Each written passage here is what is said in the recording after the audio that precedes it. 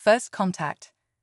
The Starship Horizon hung in orbit around Kepler 186f, a planet that had long captured the imagination of Earth's scientists. Captain Sarah Chen stood on the bridge, her dark eyes fixed on the swirling blue-green orb below. After years of preparation and a journey spanning light years, humanity's first interstellar expedition had reached its destination. "All systems are go for landing, Captain," reported Lieutenant Jack O'Neill, his fingers dancing across the holographic control panel. Sarah nodded, a mix of excitement and apprehension churning in her stomach. "Prepare the landing party. We make history today." As the sleek shuttle descended through the alien atmosphere, the team of 6 elite explorers felt the weight of humanity's hopes and dreams on their shoulders. Besides Sarah and Jack, there was Dr. Aisha Patel, the expedition's xenobiologist, Carlos Mendoza, the geological expert, Zara Kim, the linguistic specialist, and Marcus Green, their security officer. The shuttle touched down on a vast, windswept plain. Violet grass-like vegetation swayed in the breeze, and in the distance, crystal formations jutted from the ground like frozen flames. The team donned their exosuits and stepped out onto the alien soil. "Breathable atmosphere confirmed," Esha announced, her voice tinged with awe. "Oxygen levels slightly higher than Earth norm, but well within safety parameters." As the team began setting up their base camp, Marcus suddenly tensed. "Movement detected, 2 o'clock, he said, raising his pulse rifle. The others turned to look. At first, they saw nothing but the waving purple grass. Then, a shape emerged, a creature unlike anything they had ever seen. It stood on 4 limbs, each ending in what looked like hand-like appendages. Its body was covered in iridescent scales that shifted colors with every movement. A long, sinuous neck supported a head with 3 eyes arranged in a triangle. The alien regarded them with what seemed like curiosity, tilting its head from side to side. Zara stepped forward, her hands raised in a gesture of peace. "Hello," she said softly, then repeated the greeting in several Earth languages. To everyone's surprise, the alien responded with a series of melodic chirps and whistles. Zara's eyes widened. It's trying to communicate." Over the next few hours, more of the aliens appeared, gathering around the human camp with evident interest. The team worked tirelessly to establish basic communication, with Zara at the forefront, her linguistic skills pushed to their limits. As the alien sun began to set, casting the landscape in an ethereal purple glow, Zara made a breakthrough. I think I understand," she said, her voice trembling with excitement. "They call themselves the Harmonians, and they're just as amazed to see us as we are to see them." That night, as the team gathered in their base camp to discuss the day's events, a sense of wonder permeated the air. They had achieved what generations of humans had only dreamed of: first contact with an intelligent alien species. "We need to proceed with caution," Sarah reminded them. "We represent all of humanity here. Our actions will shape the future of interspecies relations." Jack nodded in agreement. "But think of the possibilities. The scientific and cultural exchange alone could advance our civilization by centuries." As they talked late into the night, none of them could have predicted the challenges and wonders that lay ahead. The Harmonians, for all their alien nature, would soon become allies in a struggle that would test the very limits of human resilience and ingenuity. In the days that followed, the team worked tirelessly to improve communication with the Harmonians. Zara's linguistic matrix grew more sophisticated by the hour, allowing for increasingly complex exchanges. They learned that the Harmonians were a peaceful, highly advanced species with a deep connection to their environment. One morning, as twin moons hung low on the horizon, a group of Harmonians approached the human camp. Their leader, whom the team had come to know as Xerix, carried what appeared to be a gift, a pulsating crystal that emitted a soft blue glow. Xerix extended the crystal to Sarah, accompanied by a series of musical trills that Zara quickly translated. "They say it's a key to understanding. Some kind of data storage device, I think." Sarah accepted the gift with a respectful bow. Tell them we're honored, she said to Zara, and that we hope to share our knowledge with them as well. As Isa carefully examined the crystal, her eyes widened in amazement. This technology, it's like nothing we've ever seen. The potential applications are staggering. The exchange marked a turning point in human Harmonian relations. Over the next weeks, both species shared their knowledge, culture, and technology. The humans were in awe of the Harmonians' bioengineering capabilities and their harmonious integration with their environment. In turn, the aliens were fascinated by human art, music, and the sheer diversity of Earth's cultures. However, as the expedition neared the end of its second month on Kepler 186f, an unsettling discovery shattered the idyllic atmosphere. During a geological survey of the planet's northern hemisphere, Carlos stumbled upon ancient ruins, remnants of a civilization far older than the Harmonians. These structures, Carlos explained during an emergency team meeting, they're millions of years old, and from what I can tell, they were destroyed in some kind of cataclysmic event. Sarah frowned, a sense of unease settling over her. Have you shared this with the Harmonians? Carlos shook his head. Not yet. I wanted to consult with the team first. As they debated their next move, a piercing alarm cut through the air. Jack rushed to the communication console, his face pale. Captain, we're receiving a distress signal from Earth. The team gathered around the console, their hearts racing as the message played out. The transmission was fragmented, filled with static, but the gist was clear. Earth was under attack by an unknown alien force. Sarah's mind reeled as she processed the implications. Their home, everything they had left behind, was in danger, and they were light years away, unable to help directly. We need to go back, Marcus said, voicing what everyone was thinking. But Sarah hesitated. She looked out at the alien landscape, at the Harmonian settlement visible in the distance. We can't abandon our mission, she said slowly, and we can't abandon our new allies. Whatever is attacking Earth, it could be a threat to the Harmonians too. Aisha nodded in agreement. The technology they shared with us, it could be the key to saving Earth. As the team grappled with their dilemma, Xerix and a group of Harmonians approached the camp. They had sensed the humans' distress and came to offer help. In that moment, Sarah made a decision that would alter the course of two civilizations. Zara, she said, her voice steady despite the turmoil in her heart, tell them everything. About Earth, about the attack. Ask if they'll help us. As Zara translated, the Harmonians listened intently. When she finished, there was a moment of tense silence. Then, Xerix stepped forward and placed a hand-like appendage on Sarah's shoulder, emitting a series of soft, reassuring tones. Zara's voice cracked as she translated. They say we're not alone. That our fight is their fight. They'll help us defend Earth. A wave of emotion swept through the human team, relief, gratitude, and a renewed sense of hope. They had come to Kepler 186 as seeking new horizons, but they had found something far greater, allies in the vast, often hostile expanse of space. As the twin suns of Kepler 186 set on the horizon, casting long shadows across the alien landscape, humans and Harmonians began to plan. The battle for Earth's survival would be fought not just by humanity, but by an interstellar alliance born of curiosity, courage, and the shared desire for peace among the stars. The first contact had been made, bridges had been built, and now, in humanity's darkest hour, those bonds would be tested in the crucible of war. The journey ahead would be perilous, but for the first time since receiving the distress call, Sarah felt a glimmer of hope. Whatever challenges lay ahead, they would face them together, human and alien, united in their determination to preserve life and liberty across the cosmos. Echoes of the past.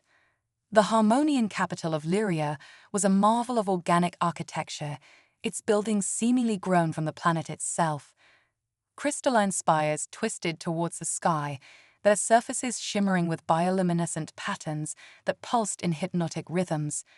It was here, in a vast chamber that resembled the inside of a giant nautilus shell, but the human expedition team found themselves facing the Harmonian High Council. Captain Sarah Chen stood at the center of the room, her voice steady as she addressed the alien leaders. "We thank you for your offer of assistance," she said, Zara translating her words into the musical language of the Harmonians. "But before we can accept, there's something you need to know." Sarah nodded to Carlos, who stepped forward, clutching a datapad. "We've discovered ruins on your planet," he explained, projecting holographic images of the ancient structures. "They predate your civilization by millions of years." A murmur rippled through the assembled Harmonians, their color-shifting scales flickering in agitation. Xerix, now revealed as a junior member of the council, chirped a question that Zara quickly translated. "They want to know why we didn't share this information earlier," Zara said. Sarah took a deep breath. "We were unsure of its significance and didn't want to cause unnecessary concern, but in light of the attack on Earth, we believe this information might be crucial."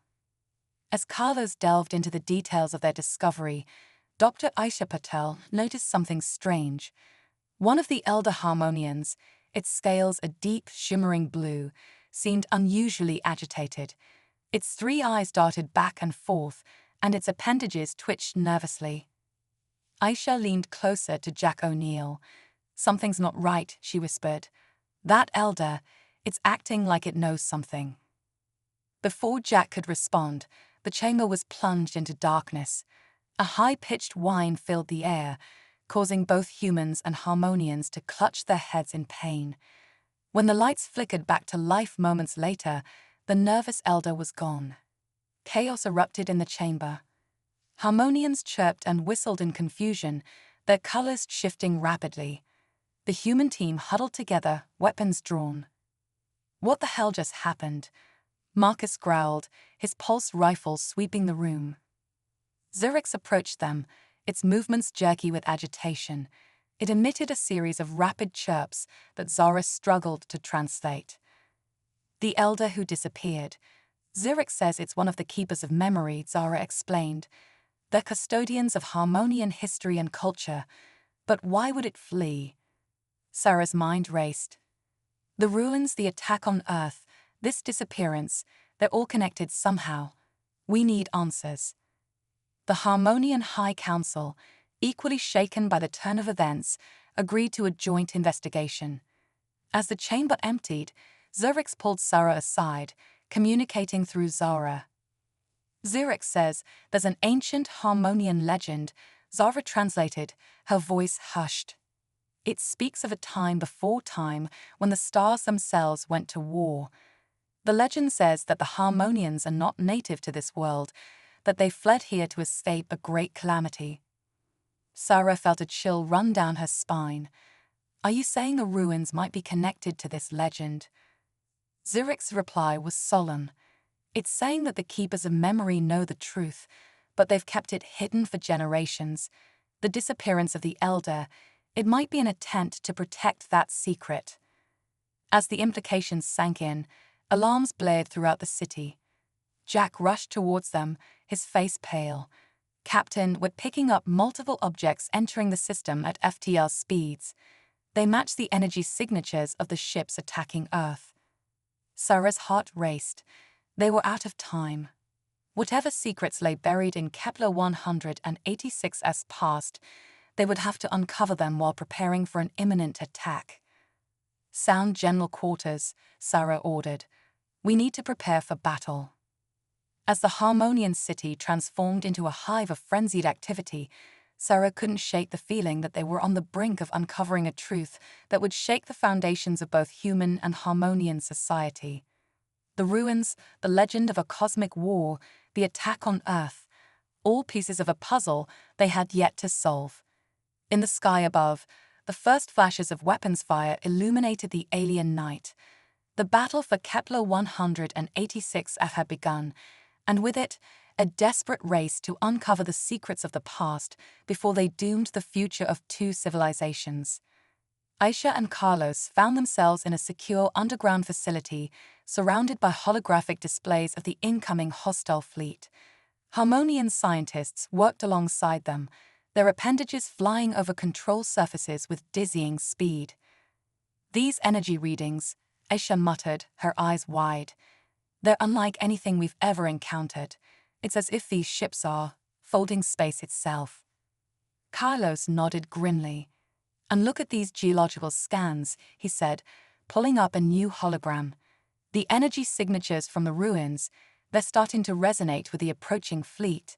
It's like they're waking up." Before they could delve deeper into this unsettling discovery, the ground shook violently. Dust rained from the ceiling as the sound of distant explosions reached them.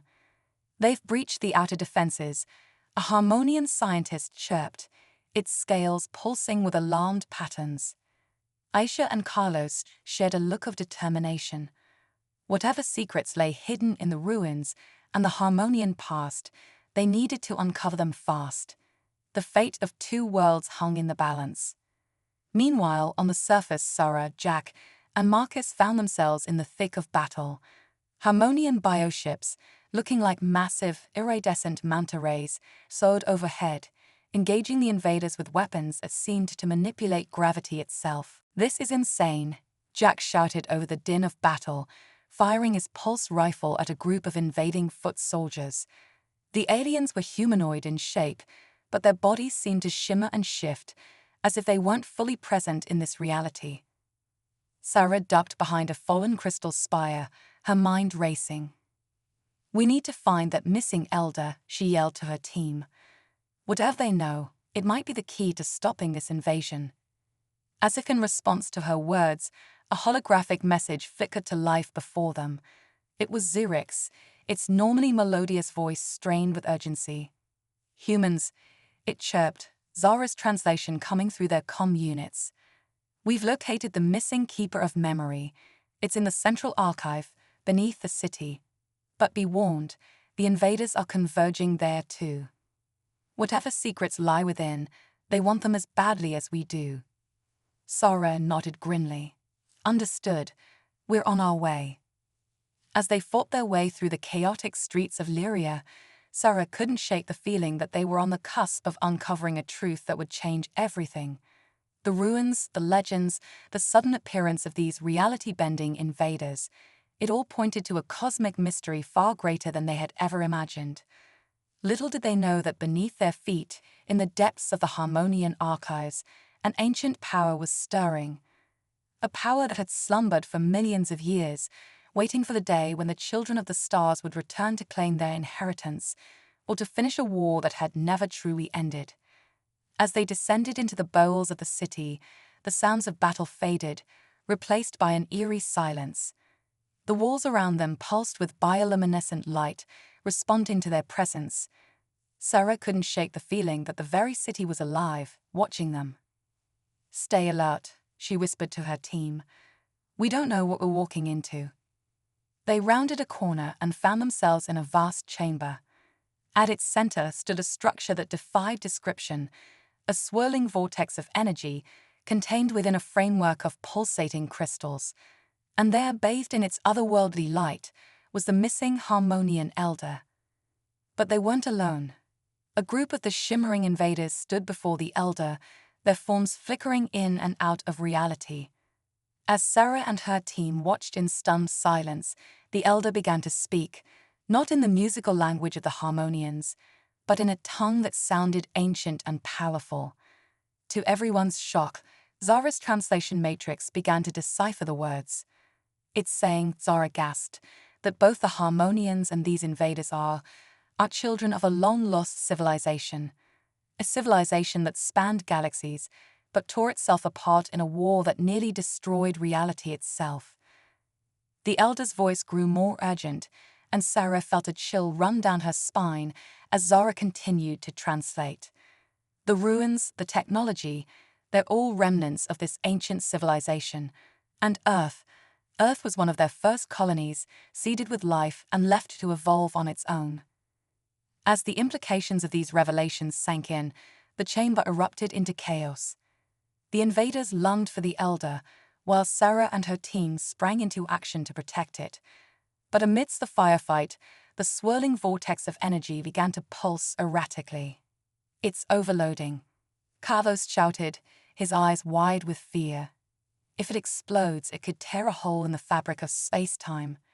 In that moment, as energy crackled around them and the very air seemed to warp and twist, Sarah Chen made a decision that would alter the course of history. She dove towards the vortex, her hand outstretched towards its pulsating core. As her fingers made contact with the ancient technology, a blinding light engulfed the chamber. Sarah felt her consciousness expand, filled with the knowledge and memories of a civilization long thought lost. In that instant, she understood the true nature of the conflict that had brought them to this point, and the key to ending it. When the light faded, Sarah stood transformed. Her eyes glowed with an inner fire, and her voice resonated with power as she addressed both her team and the invaders. "Enough," she commanded, her words somehow understood by all. "This war ended millions of years ago. It's time for healing, not destruction." As both humans and aliens looked on in awe, Sarah raised her hands. The swirling vortex responded to her will, its energy spreading outward in a wave that washed over friend and foe alike. In its wake, understanding bloomed. The invaders lowered their weapons, their forms solidifying as they fully entered this reality.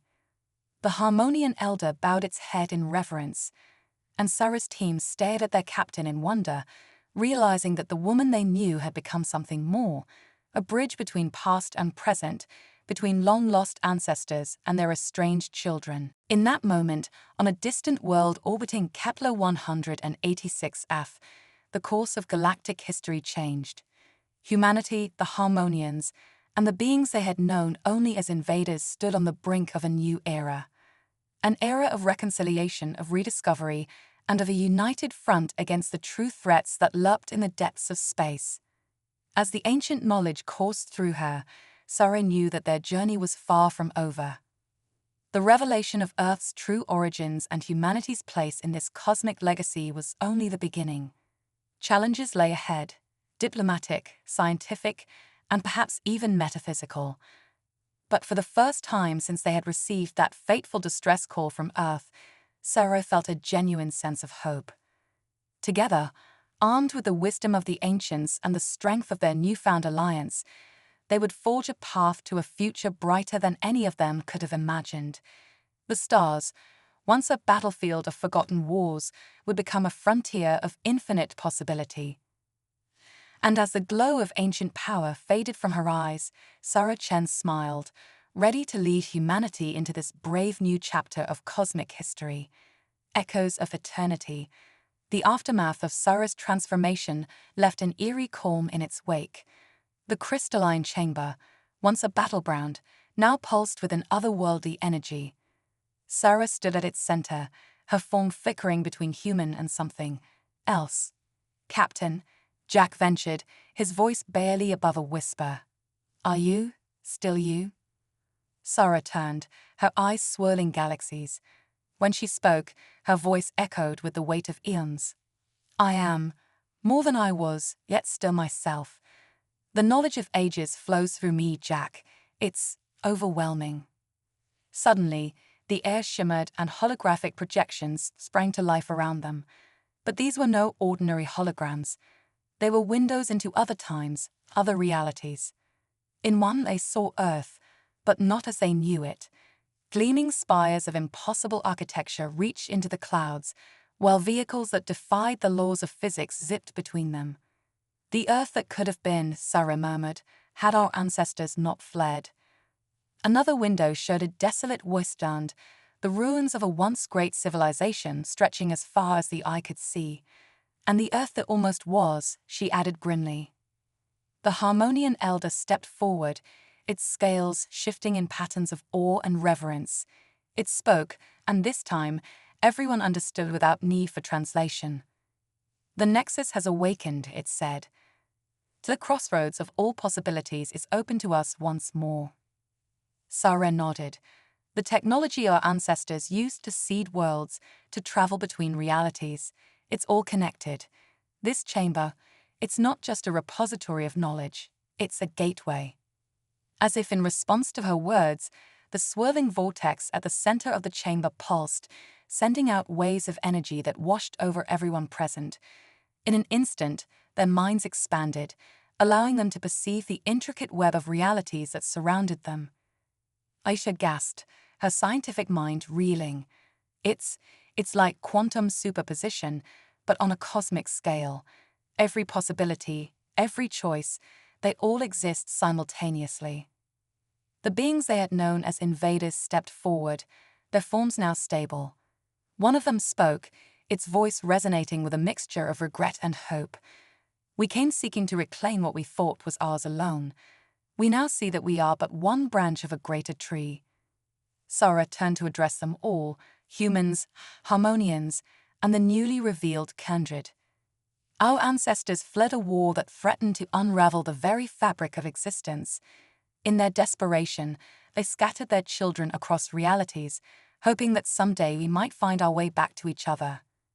She gestured to the holographic windows, each showing a different version of Earth, of Kepler 186f, of countless other worlds.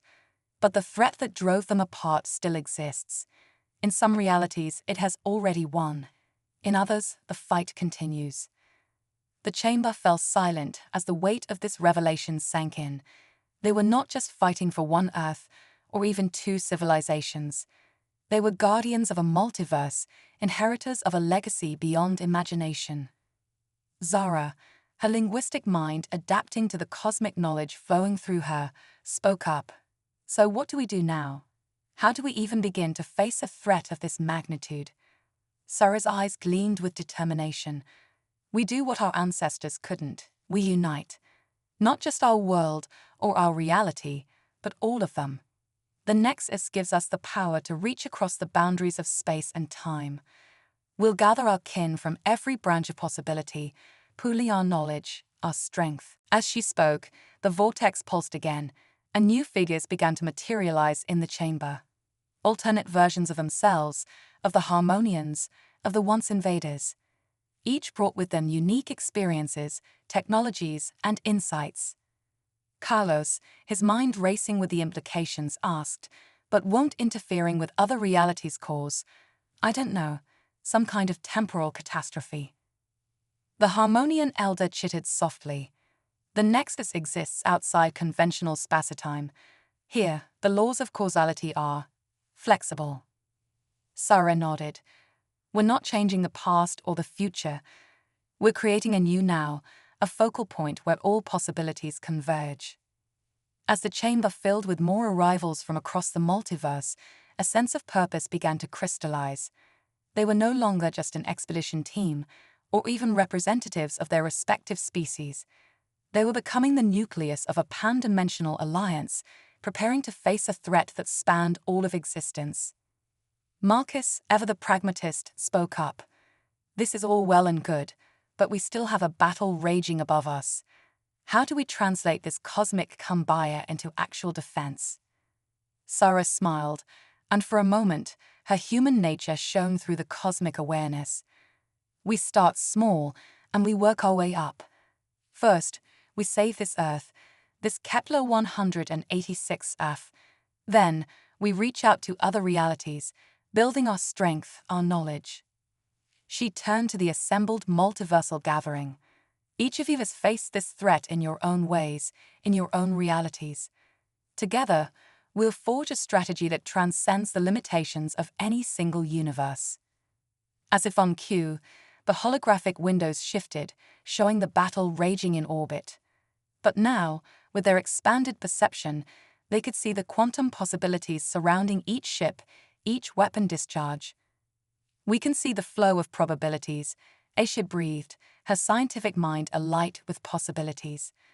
We can calculate the perfect defense, the ideal counterattack. The once invaders stepped forward, their technology interfacing seamlessly with the Nexus. Our weapons were designed to manipulate reality itself. Combined with this perspective, we can end this battle without further bloodshed.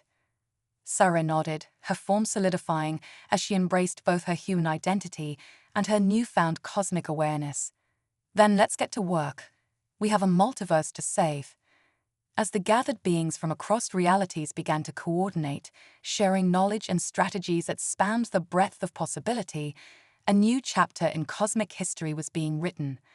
The chamber beneath Kepler 186f, once a forgotten relic, had become the staging ground for a conflict beyond imagination. The battle that raged above was just the beginning. Sarah Chen and her ever-growing team of multiversal allies were about to embark on a journey that would take them to the farthest reaches of reality, facing challenges that defied comprehension. But in that moment, as plans were made and bonds were forged between beings from countless alternate worlds, one thing became clear: the children of the stars had finally come home, and they would face the future united. The quantum mosaic. As the Multiverse Alliance prepared their strategy in the Nexus chamber, something unprecedented occurred. The very fabric of reality around them began to fracture, not in a destructive sense, but as if the universe itself was shedding an old skin.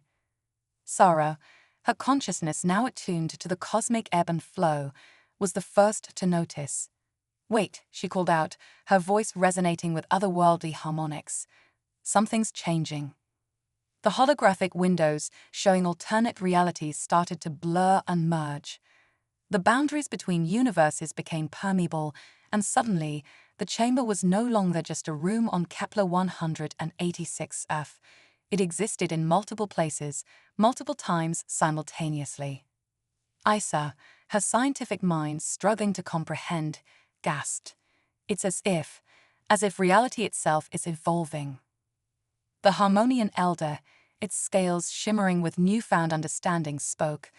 "The Nexus, it's not just a tool or a gateway. It's alive, sentient, and it's been waiting for us to reach this point." As if in response to these words, the swirling vortex at the center of the chamber expanded, enveloping everyone present. But instead of harm, they felt a profound sense of connection, not just to each other, but to every version of themselves across the multiverse. When the light faded, they found themselves standing on nothing and everything. They were in a space beyond space, a time outside of time. Around them, realities flowed like rivers, merging and diverging in a cosmic dance. Jack, his military training struggling to find purchase in this new paradigm, voiced what everyone was thinking. "Where are we?" Sarah, her form now a radiant silhouette of pure energy, answered. "We're in the quantum mosaic, the underlying framework of all existence." As they watched in awe, they realized they could see the entirety of the multiverse spread out before them like a living tapestry. Every choice, every possibility, every timeline, all interconnected in a pattern of breathtaking complexity. But amidst the beauty, they saw darkness spreading. Entire sections of the mosaic were going dark, consumed by a force that defied description. The being that was once an invader, now an ally, pointed to the encroaching void. "There, that's our true enemy. Not a species or a civilization, but entropy itself. The heat death of not just one universe, but all of them." Zara, her linguistic abilities now expanded to comprehend the language of reality itself, translated the patterns in the mosaic. It's saying that we're not just fighters or diplomats or scientists anymore.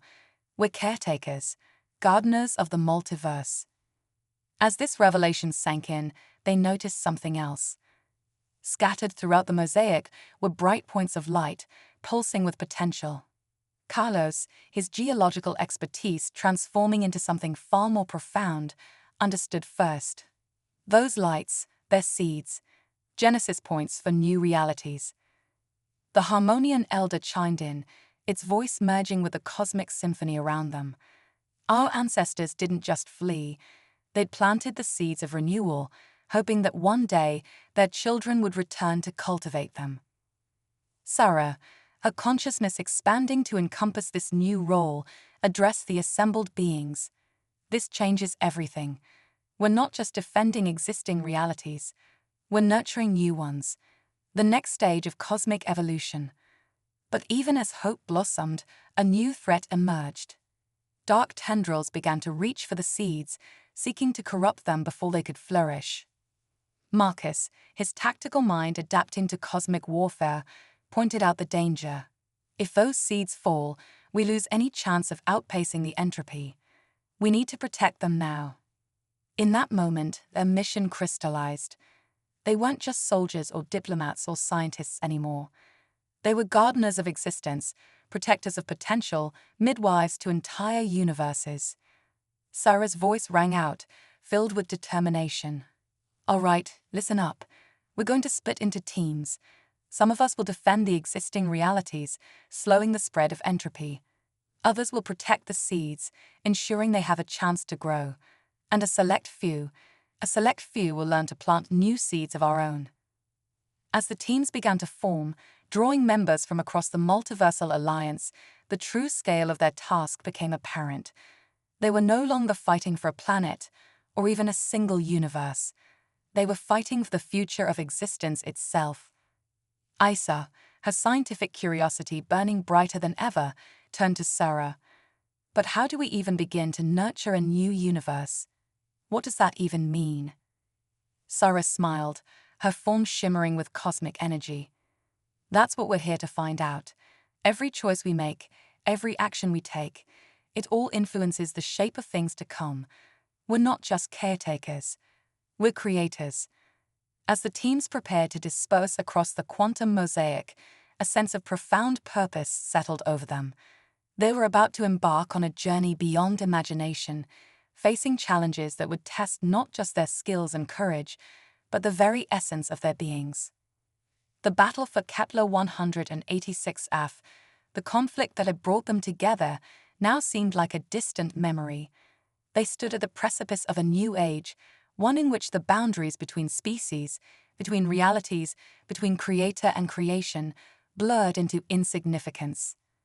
As Sarah watched her friends, no, her fellow cosmic gardeners, prepare for the task ahead, she felt a mix of trepidation and exhilaration.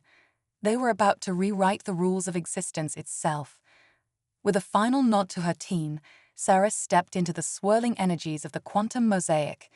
It was time to nurture the seeds of tomorrow, to cultivate new realities, and to ensure that the great cosmic garden would bloom for eons to come. The next phase of their journey was about to begin, and with it, a new chapter in the history of all existence, the metaconsciousness paradigm.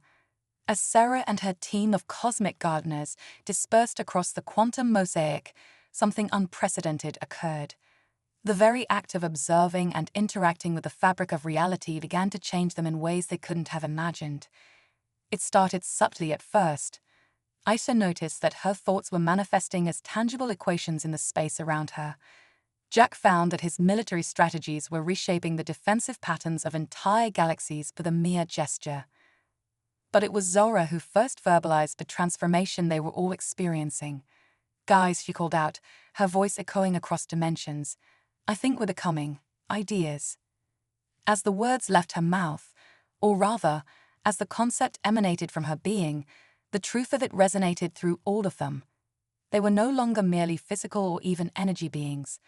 They were evolving into living concepts, abstract thoughts given form in the vast expanse of the metaconsciousness.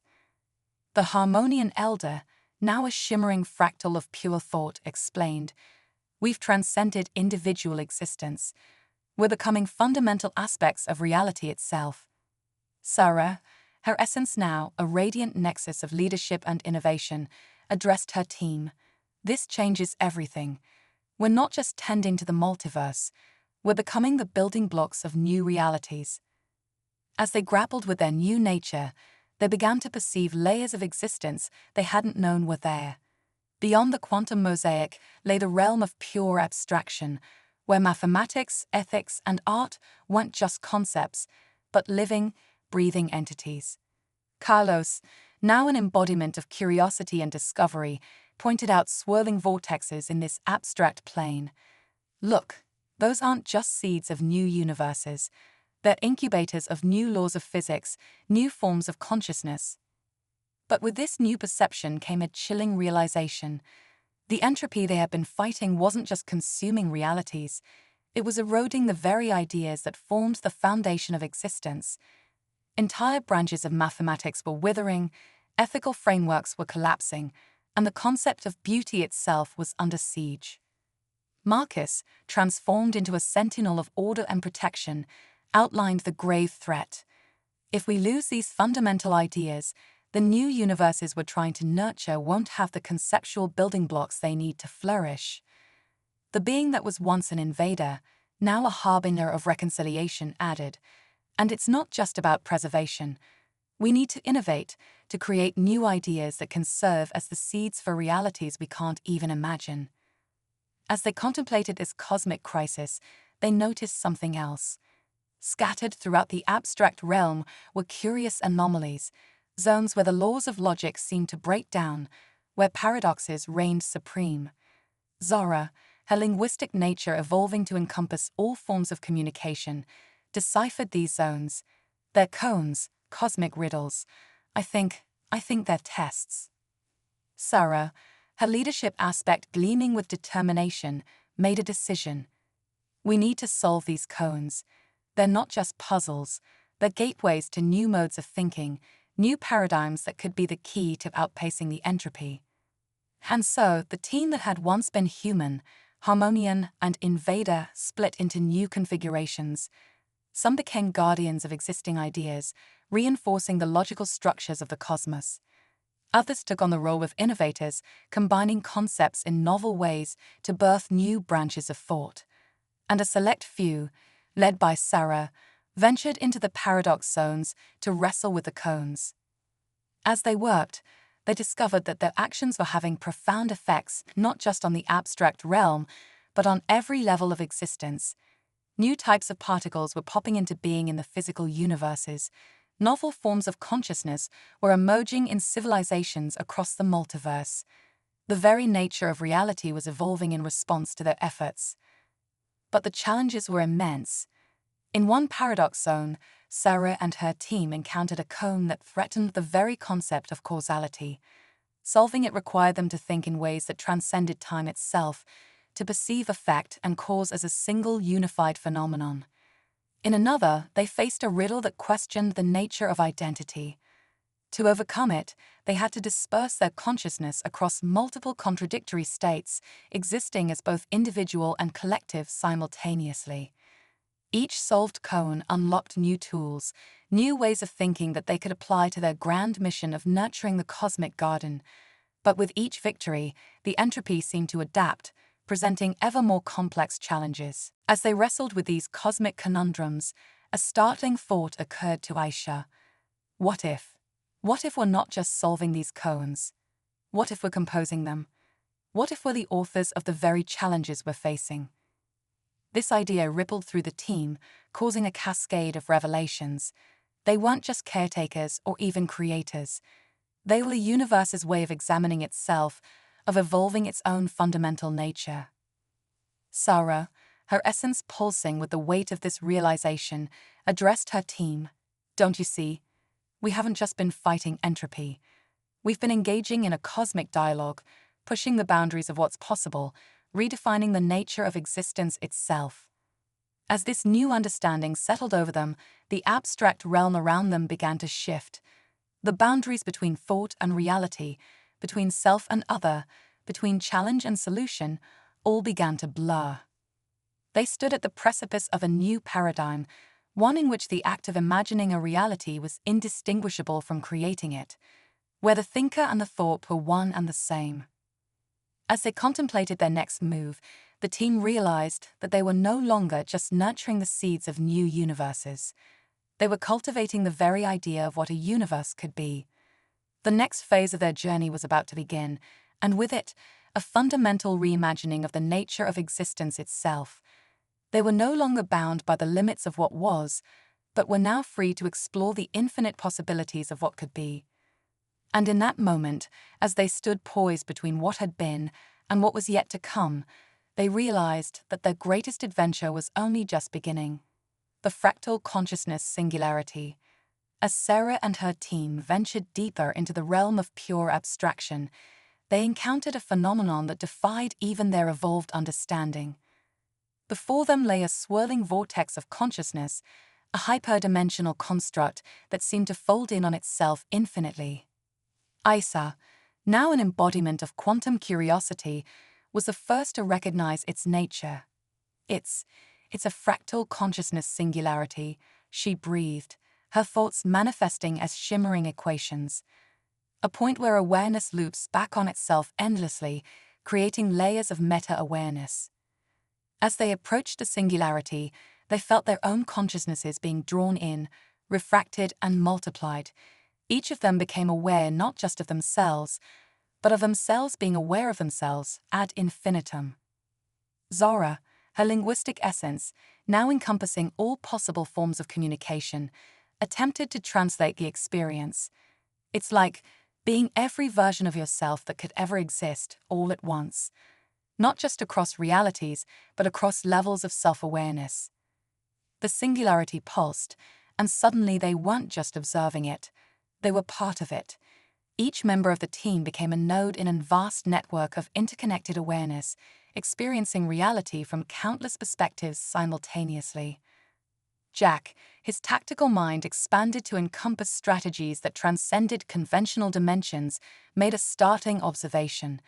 This isn't just a phenomenon, it's a life form, a being of pure, recursive consciousness. As this realization rippled through the team, the fractal consciousness singularity responded. It unfurled layers of meaning, revealing that it was indeed sentient and ancient beyond comprehension. The Harmonian Elder, now a crystalline lattice of ancestral memory, resonated with understanding. This is the first thought, the original moment of self-awareness that birthed consciousness itself. The team grappled with the implications. They weren't just exploring the foundations of reality. They were communing with the primordial spark that had set the entire cosmic drama in motion. But as they delved deeper into communion with the singularity, they discovered something troubling. The endless loops of self-awareness were becoming tangled, recursive dead ends forming like knots in the fabric of consciousness.